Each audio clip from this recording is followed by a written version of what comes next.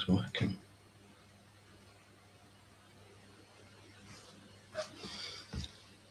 StreamYard.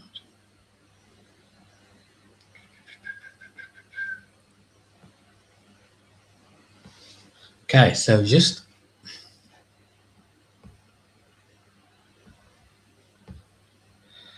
playing around with this thing here. I have issues with this laptop, guys. I've not used this laptop for such a long time because it's a good laptop actually, but I just don't really use it. So it lost power, and then the software is completely out of date, and so it's not been working. So I was meant to get an episode on it with a good friend of mine who is a super coach, and he's not been able to make it so far. So I thought I'm going to jump on here anyway and have a little, have a little impromptu sort of StreamYard episode, because I have set it all up. So I got it finally got it working. So I thought, let me make sure it's actually working properly for next time. So that's what I'm doing. So it won't be a long one. Just with me, I'm just like making sure my laptop's working properly. It's more of a test stream, to be honest, guys, because I'm just making sure my laptop's working okay. Because I want it to. So give me a second.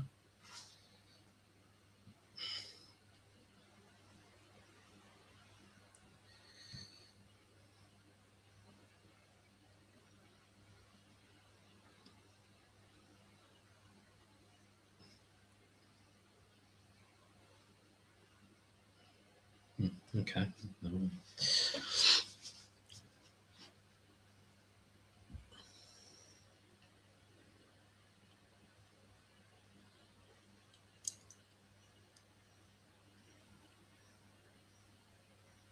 Okay. So it seems to be working okay. So I'm at the moment, well, I've done this before, but I've got this really great book, which I've kind of spoke about a little bit before, but not that much, called The Ultimate Star Wars and Philosophy. You must unlearn what you have learned. And it's pretty cool. And I picked it up again. I thought, you know what? I need to just get some, it's got so many pearls of wisdom in this book. And I thought I need to do some episodes on it. Just a few little episodes here and there on it, just because it's so cool. It's such a cool book. So this is the book.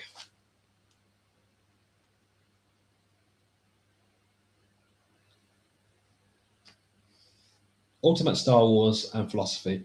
You must unlearn what you have learned. That's the book. It is a very philosophical book about Star Wars, which is really cool, because Star Wars and philosophy are two of my favorite.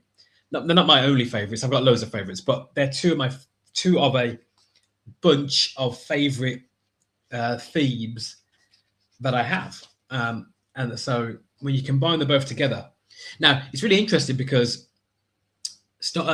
most things that when you look at most franchises that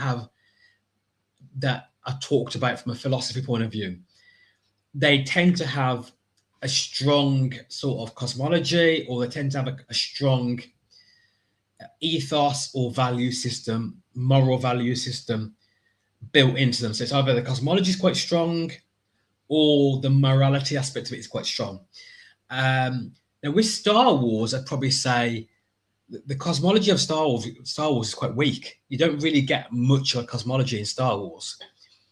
They tried to add to it afterwards in the prequels, but the original trilogy movies don't really give you that much of a cosmology. You get a basic, very stripped back sort of answer of the Force. So how the Force is explained is pretty basic stuff. You don't get that much with it. And then obviously with the later films, but especially looking at sort of the prequels, you get a bit more because you get the midichlorians. So they explain like, oh, the midichlorians this, the midichlorians that. So you get a little bit more from prequels, but overall in Star Wars, it's not like say Lord of the Rings. Lord of the Rings has a very rich mythology and cosmology. Very, very, very rich. Like, it's just like amazing. Especially when you bring in the other books about Middle Earth, I'm talking, you get like a really amazing cosmology. But with Star Wars, you don't really get that. Star Trek, you get probably, you don't really get. I mean, with Star Trek, really, you don't get Star Trek. You get just a future vision of a sort of a humanity that's perfect, almost a perfected humanity, almost a very strong humanitarian vision of the future that is where we've stopped our wars. Now, even then, if you look at the cosmology, I suppose in the episodes you do get the richness of it. In Star Trek episodes, you get multiverse storylines, you get worlds that are more spiritual, you get worlds that are more different, on different layers of sort of some are more warrior-like, some are more technical, some are more logical, some are more dominant on a physical level. Like you do get it weaved in through Star Wars, Star Trek, but Star Wars is a little bit light, I'd say, in that sort of area. That's the one thing I'd say. So this part here is, I think it's chapter 9. Know the Dark Side, the Theodicy of the Force, by Jason T. Eberl. I think I'm pronouncing that right. Eberl. Jason T. Eberl. I may be mispronouncing that name, but there you go.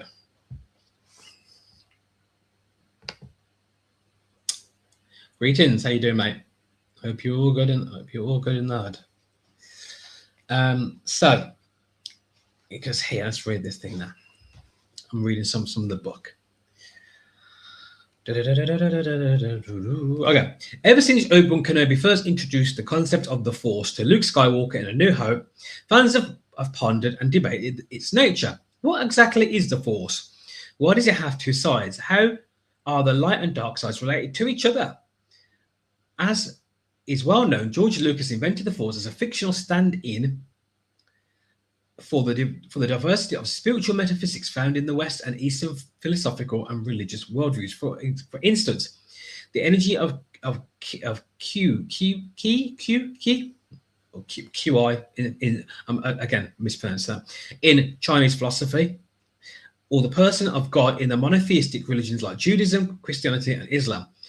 The depersonalized Chinese concept fits the side of the Force described by Obi-Wan Kenobi as an energy field that Jedi, Sith, and other Force-sensitive beings are able to channel through their minds and bodies to accomplish extraordinary mental and physical feats, such as telekinesis and manipulating the weak-minded.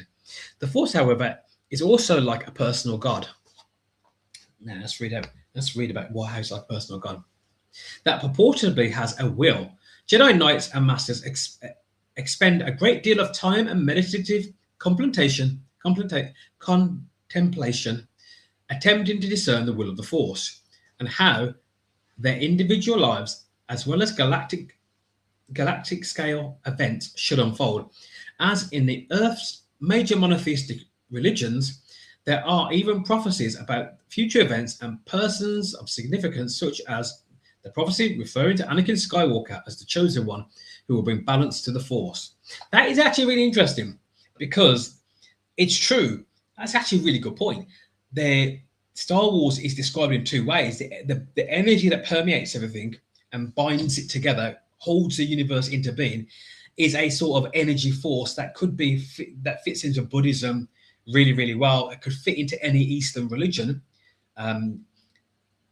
But when you start talking about the prophecy of the one who will bring balance to the Force, yeah, you're not getting that in Eastern religions, really. That's not an Eastern religion thing.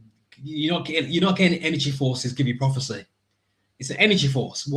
It's not telling you anything in that sort of regard.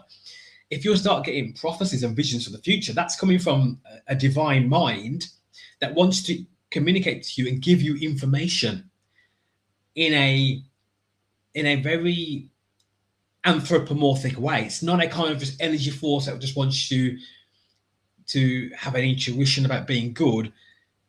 If you're getting direct information, for example, in Christianity and Judaism, the Rhema word is a direct word from God. So a prophecy about the future, a prophecy about the one who will bring balance to the force. That prophecy is coming from God, or the power of God, or the mind of God, to a prophet or a prophetess or a seer, somebody, or an oracle, somebody who hears from God in some way. And that is specific. So there will be a specific sort of archetype to that. There will be information that gives you a clue as to who that person is that will bring balance to the force. That's not a generalization. That's not a general intuition about being a good person. That is a Rhema word, and you wouldn't get a Rhema word from a energy force that is very neutral in that sense, or just a general thing that gives you intuitions, but it's not giving you specific information, because it won't do that. You have to have a divine mind to do things like that. It has to be a mind that has a will, that has ideas, that has a plan in a very, and is able to interact on an anthropomorphic level. And again, I don't believe that they're a sort of dehumanized force, energy field can do that. I just don't believe it can. I think it's logically incoherent with that. So I think the book's absolutely right. And it's interesting that Star Wars uses both. Now you can say, well, it's just different writers, different George Lucas doing different things at different points in time. You can do things like that. That's one way of looking at it. All right, let me continue. So, the Force, however, is like a personal god in that it purportedly has a will. Jedi Knights and Masters expend a great deal of time. It talks about them in contemplation, trying to discern the will of the Force, blah, blah, blah, blah, blah, blah, blah, blah. As we know, though, that particular prophecy wasn't fulfilled in the way that the Jedi hoped it would be. As Obi-Wan expresses in anguish after defeating Anakin on Mustafar, "You were the chosen one. It was said that you would destroy the Sith, not join them. Bring balance to the Force, not leave it in darkness." That was my Obi-Wan Kenobi. I'll do that again, actually. That's quite good. I heard that. "You were the chosen one. You were said to destroy the Sith, not join them. Bring balance to the Force, not leave it in darkness." Nevertheless, Anakin does eventually fulfill the prophecy, destroying both the Sith Lord, Darth Sidious, and himself in the final act of personal redemption. Now, obviously, this was one of the major problems that we got with the Rise of Skywalker movies. Is you brought back the Emperor. Now, yeah, okay, he's not in the best shape, but that's at least they figured out. Don't bring him back in fully healthy, all guns blazing, because that's a real problem. So they brought him back, whatever, having to rely on these contraptions to keep him going, but still, he shouldn't have come back, because it undermined the prophecy of the one who would bring balance to the Force, because Anakin destroys the Sith. And then people say, well, yeah, but Rey, if Rey is, whatever. I mean, it's one of those strange things, isn't it? Because Rey obviously was bolted on to being Palpatine's granddaughter, essentially. But it's a pretty strange one then, because it doesn't really work, because if Rey really should have been related to Luke, as in Luke and Anakin. She should have come down that lineage so that she could destroy sort of Palpatine. So it would have made sense from a logical point of view that Rey maybe would have been related to Anakin and Luke. That you could probably say, well, okay, the spirit of Anakin's on her, kind of thing. You could say it like that. So she destroys Palpatine and it's a spirit of Anakin. You could even show that. You could show Anakin working through her to destroy Palpatine. That would have kept that storyline intact. It would have been a bit ad hoc, but it kind of would have still been, it would have been like better. It would have been like, okay, we get that. That makes sense. We get that. That would have been okay. That would have worked in some way. It would have been like, okay. You've just about managed to keep it going. Anyway, let's go. Let's go on. In another essay written not so long ago, not so far away, I argued that Anakin could have freely chosen to turn to the dark side and to bring himself to the light. Despite his prophetic destiny, the existence of a God's eye perspective on the future still leave Anakin and later Luke free choices to which they are each morally responsible. Okay, that's going into the idea of free will. So the idea of it is this: if an all-powerful God says this is what's going to happen for your nation or for your life or for your town or for your community, are you free to not do it? In the sense of, if God says it, is God saying it because it's going to come to pass, or is God saying it because he sees what you're going to do? And that's really interesting. That's a really interesting notion, because there is a nuance there. So does God see what you will do or what you could do, or is it that is God essentially the puppet master and is orchestrating what he wants to do through you? Again, a lot of films deal with that trope of predestination and prophecy and free will, because predestination, prophecy, and free will all mesh together. It's like butter on your bread. You know, it goes together. It really does. You're not going to be able to, once that butter goes on the bread, you ain't separating it. Like, you know what I mean? Once it's on there, it's on there. You know, it's a heavy dose of butter on your bread. It's not coming out, guys. Your bread is infused, it's soaked, permeated in butter. That's it now. They're one. And that's the same for prophecy. That's the same for prophecy. That's the same for prophecy and predestination and free will. They are linked together. It seems almost intrinsically, because especially as soon as you have people, agents of some kind, who can make choices, and then you have some kind of organizing principle, divine mind, God, who gives out information about the future and wants to relate to these agents who can think and make choices. And you have a medium of time, things working in and through time, or working through it through the medium of time. And your God or your self-organizing principle is anthropomorphic. It has a mind in some way. When I say anthropomorphic, it doesn't mean it has to be a man. It just means that it has to have agency. It has to be able to make choices, and it has to be able to relate to people, humans. So it would have to at least be able to take on human form. Even if it's not human, it would have to at least be able to put on a human avatar and directly interact with people and humans. It'd have to at least be able to do that, at least. Do you know what I mean? Praise the Lord. It has to at least do that. So it's interesting.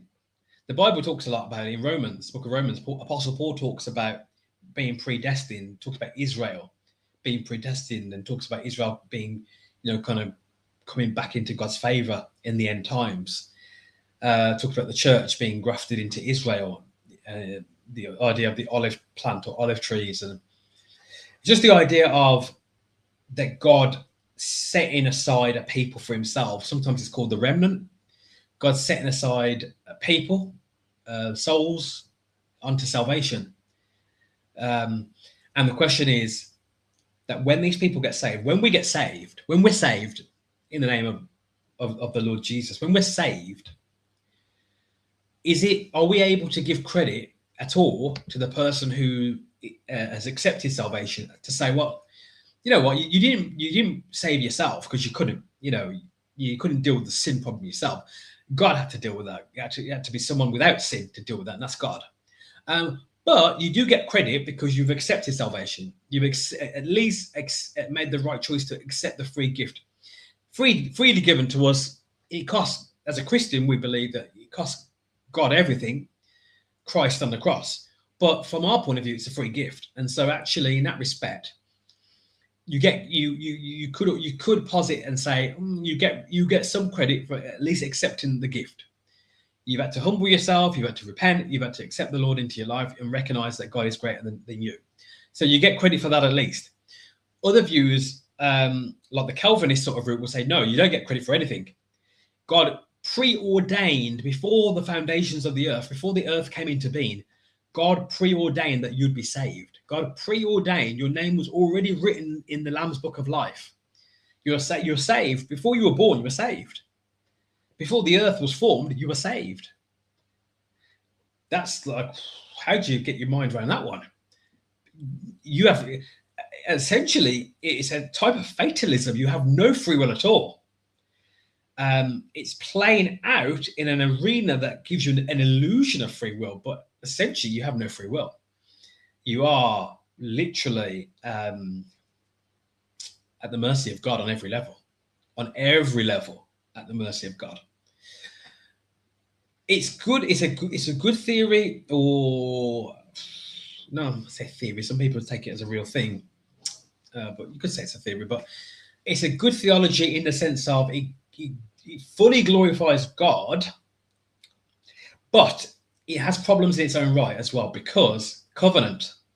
The Bible often talks about God making a covenant agreements. Covenants are agreements, contracts between God and humanity. Abraham, Isaac, and Jacob in the Old Testament times. But even people like Moses, Elijah, God makes agreements with them, covenants with them, of one sort or another. Elijah and Elisha, covenants. Now, it becomes a problem if you say it's all God, Calvinist mentality, Calvinist theology.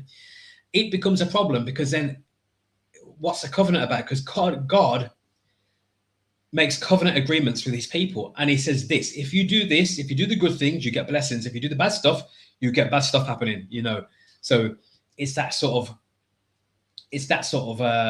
choose your path that you're going to walk on. If you walk in the light, you get the benefits of the light. If you walk in the darkness, you get the privation, the lack of benefits that you would get from the light. You get the bad stuff happening, because if God pulls his hand away, then all kinds of manner of horrible things are breaking forth in spiritual warfare against the people, because the powers of darkness then come against them, and they've got no shield. Now, to have a covenant is you have to have two parties in that covenant. You have God and you have humanity. And so the humanity have to accept God's deal. So God goes to humanity often through a prophet or prophetess, or could be an evangelist or teacher or whatever, and an oracle, a prophet of some kind, or a seer. And it offers a deal. God says, you do this and you'll be my people. I'll offer you God. People don't realize this about God. It's really interesting about the Old Testament stuff as well. And this is, I know, a bit of a sort of sidestep for what I'm talking about, but God makes a lot of deals in the Old Testament. He makes a lot of deals. People don't realize that. In the Old Testament, you can negotiate with God. He makes a lot of deals, a lot. And if you don't believe me, read the story of Sodom and Gomorrah in Genesis. Abraham and Lot, read that story, and you see that God makes deals with people. People don't often talk about that, because we think of God's will as very sovereign. God makes deals with people. If you know how to connect with God, and you've got a good relationship with God, the Bible affirms that God makes deals with people. He does. He makes deals. He makes deals with people. You can negotiate with God. It's a funny thing. You can negotiate with God. Think of King Hezekiah in I don't know if it's Book of Kings. Hezekiah. I think the prophet says to him, mate, you're done. God's bringing you back home now. You're done. You finish. Hezekiah on his knees, like crying out to God, God, remember, I got rid of the idols. I've served you faithfully. God sends the prophet back. Okay, because you've been faithful, I'll give you more time. I'll give you more time because you know what? I'm honoring you as the man of God. So he negotiates with people. He makes deals. But to negotiate with people and make deals or have a covenant, there's got to be two sides to that. So that maybe that tends to invalidate the Calvinist view that it's fatalist and that, you don't have any part to play in salvation at all. Like if God's doing a covenant deals with people, as he did with Abraham, Isaac, and Jacob, as he does with Abraham, does covenant promises and deals, then that would mean that in that sense, free will, determination, free will, and a sort of viewpoint of reality of can you genuinely make choices that matter, or is everything set in stone? Is everything set in motion before you were even born? Because when we go back to Star Wars, we talk about the nature of the Force. Could Anakin Skywalker have freely not fulfilled the prophecy of the Chosen One? Obi-Wan Kenobi believed that Anakin failed when he turned to the dark side of the Force. And of course you would believe that. But actually, Anakin still did fulfill that until Disney, Lucasfilm and Kathleen Kennedy decided to make the Rise of Skywalker film and pretty much undo that prophecy.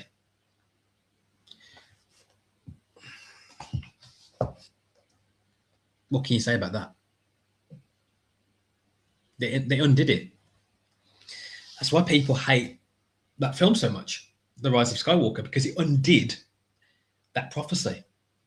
Palpatine shouldn't have lived at all. And if you were going to bring Palpatine back, it should have been done in a different way. It should have been maybe the spirit of Palpatine goes onto somebody, or maybe like a clone of Palpatine. Maybe you could do the clone thing. You could do clone. The clone thing would work. You could have done clone. Anyway, man, this book's really good. It's such a good book. I'm gonna, because it's going to be long. I'm not gonna continue on this for hours and hours and hours. What I'm going to do is I'm going to do some podcast episodes on my podcast, the Law Be With You podcast show. And on the Law Be With You podcast show, I'm going to do some episodes talking about this thing to do with free will, determination, theology, and all those interesting things to do with the deconstruct the nature of the Force, the good side of the Force, the light side of the Force, the dark side of the Force. I'm going to look at that from a sort of deconstruction point of view and see where we go with that. See where we go. We'll go into pantheism, panentheism, materialism, theism, atheism, Buddhism. We'll go into a few different things. So we'll have some fun with that. So if you go to my Red 5 podcast called the Law Be With You podcast show, also known as Christian Fandom Geek on YouTube. It's a Red 5 production on the Red 5 network. If you do that, look for the Law Be With You. Law as in not L-A-W, law as in L-O-R-E, law like that, as in canon, law, mythology, law like that. You know, think of things like Lord of the Rings and Tolkien, law like that. The Law Be With You. So, and I got that moniker from the idea of the Lord be with you and the Force be with you. That's why I went with the Law Be With You. I thought it was being really clever. No one's really said to me, dude, that's such a clever name for a podcast, the Law Be With You, because it encapsulates Star Wars, the Force be with you, and the Lord, you know, the Christian blessing and greeting, the Lord be with you. Great geek moniker that captures the trope of religion and the geek world. But no one's really noticed it. It probably flies over the red, to be honest. Anyway, leave me a comment. If you're watching this stream after it's finished, leave me a comment on the comments section. Let me know what you think. If you have any questions about this book, if you have any questions about it, you must unlearn what you have learned. If you have any questions about this book, let me know. Okay? I'm going to do some more episodes on podcast for you. So look out for me on any podcast player. I'll be on there. The Law Be With You. I'm going to do some follow-up episodes. I think it's just easier on podcasts because I can flip through the books much easier, kind of thing. Whereas when I'm recording on StreamYard, looking at you now, I want to give you eye contact. So I want to make sure my body language is right on camera. So it's a little bit more tricky when I'm reading through the book to make sure my body language is still engaging with you. Anyone that's done something like this will understand exactly what I mean. Whereas on podcast, I don't need to do that. So you're only listening to me only, audio only, isn't it? So there you go. God bless you guys. I'll be with you again very soon on Christian Fandom Geek, and the Lord be with you on the Red 5 Network. God bless you. Have a great day. And remember, be kind. Make the world a better place. Show some kindness. And be safe, especially in the times we live in.